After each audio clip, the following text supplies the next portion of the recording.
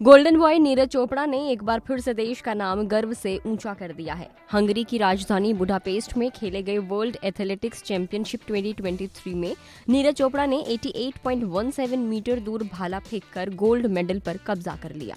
इसके साथ ही भारत के खाते में वर्ल्ड एथलेटिक्स चैंपियनशिप मुकाबले में पहला गोल्ड आ गया है। ऑल्दो नीरज चोपड़ा के लिए पहला गोल्ड नहीं है, नीरज अपनी जेवलिन के साथ गोल्ड लाते रहे हैं।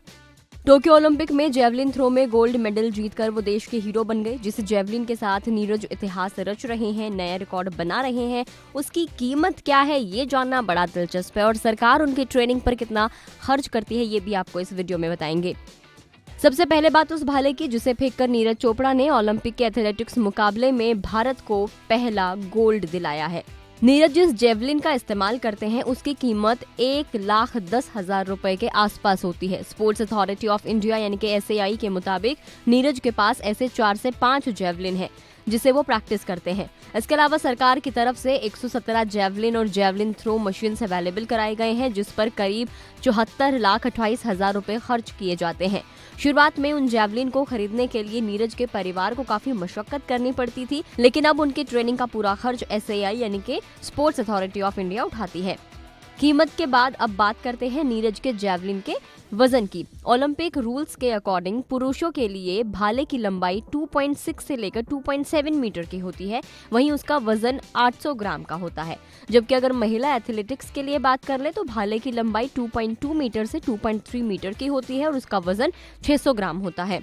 गोल्डन बॉय नीरज चोपड़ा की ट्रेनिंग पर सरकार 7 करोड़ रुपए खर्च करती है। स्पोर्ट्स अथॉरिटी ऑफ इंडिया ने ये जानकारी खुद साल 2021 में टोक्यो ओलंपिक के बाद दी थी। टोक्यो ओलंपिक से पहले नीरज को 450 दिनों की विदेश ट्रेनिंग मिली थी। टोक्यो ओलंपिक के बाद से नीरज अमेरिका, फिनलैंड, तुर्की जैसे देशों में जाकर ट्रेनिंग कर रहे हैं। उनकी ट्रेनिंग का खर्च सरकार के TOPS की तरफ से उठाया जाता है। साल 2021-22 में अमेरिका में 3 महीने की ट्रेनिंग में करीब उनके ऊपर 38 लाख रुपए खर्च किए गए थे। उसके बाद वो फिनलैंड ट्रेनिंग के लिए गए थे। 4 हफ्ते की ट्रेनिंग थी और उस पर जो खर्च किया गया था वो 9.8 लाख का था। वर्ल्ड एथलेटिक्स चैंपियनशिप के लिए उन्होंने तुर्की में तैयारी की। 44 दिनों की ट्रेनिंग कैंप के लिए रोज करीब 50,000 रुपए खर्च किए गए। वहीं इसके अलावा उनकी अगर नेटवर्थ की बात कर लें तो लगातार उनकी संपत्ति बढ़ती जा रही है। हालिया अनुमान के मुताबिक नीरज चोपड़ा की कुल संपत्ति $4 मिलियन से $5 मिलियन के बीच में है, यानी कि करीब 33 से 35 करोड़ रुपए के बराबर। उनके आलीशान घर, अवार्ड्स, कार्स आदि चीजों से नीरज की नेटवर्थ में लगातार इजाफा हो रहा है।